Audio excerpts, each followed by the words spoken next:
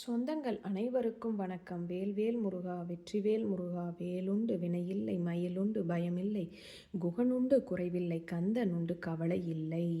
வந்த வினையும் வருகின்ற வல்வினையும் கந்தனின்று சொல்லக் கலங்கிடுமே, செந்தில் நகர் சேவகா என்று திருநீற்றை அணிபவருக்குமே வராதே வினை.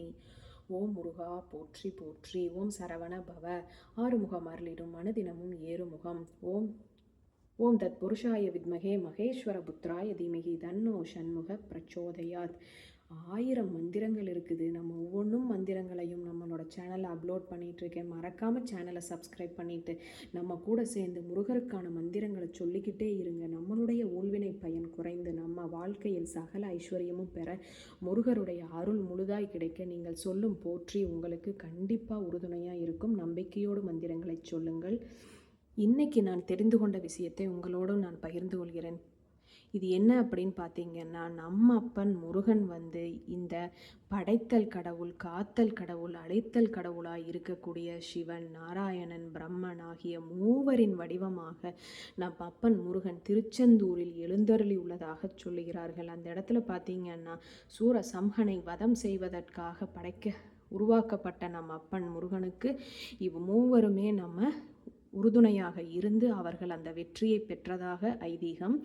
இந்த இடத்துல பார்த்தீங்கன்னா, நம்ம சிவனுடைய அவதாரம் என்ற போது முருகன் சிவப்பு கலர் உடை அணிந்து அந்த இடத்துல நம்மளுக்கு காட்சியை அருள் புரிவார். அந்த இடம் முழுவதும் சிவனுடைய அருளால் நிரம்புகின்றது.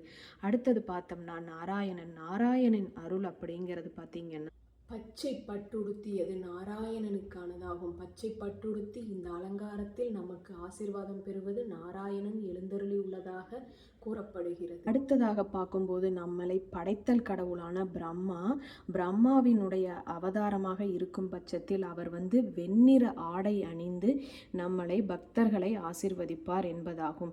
அதே சமயத்தில் பார்த்தீங்கன்னா, நம்மளுக்கு பிரம்மாவிடமும் இருந்த அருள் பெற்றதால் நம்ம அப்பன் முருகன் நம்மளுடைய தலை எழுத்தையே மாற்றக்கூடியவர் என்ற ஒரு அருளும் இருக்கின்றது. அதனால் நாம் எந்த அளவுக்கு முருகரை மனமுருகி வேண்டி அவரை வழிபாடுகள் செய்து அவர்களுக்கு போற்றிகள் சொல்கின்றோமோ, நம்மளை படைத்தல் கடவுளான பிரம்மா எழுதிய விதியை கூட மாற்றும் சக்தி பெற்றவர் முருகர். அதனால் நீங்கள் அவரை இருக்க பிடித்து அவரை மனமுருகி வேண்டி நீங்கள் இந்த பிறவியில் அடைய வேண்டிய நட்பயன்கள் அனைத்தையும் பெற்று நல்வாழ்வு வாழுங்கள். ஒவ்வொரு நாளும் முருகருக்கான போற்றிகளை தேடி தேடி சொல்லுங்கள். நம்மளுடைய ஊழ்வினை பயனும் நம்மளுடைய கஷ்டங்களும் தீர அது நம்மளுக்கு ஒரு பெரும் அருமருந்தாக இருக்கும். மறக்காமல் வீடியோ பிடிச்சிருந்தா லைக் பண்ணிக்கோங்க, சேனலை சப்ஸ்கிரைப் பண்ணிக்கோங்க. மிக்க மிக்க நன்றி.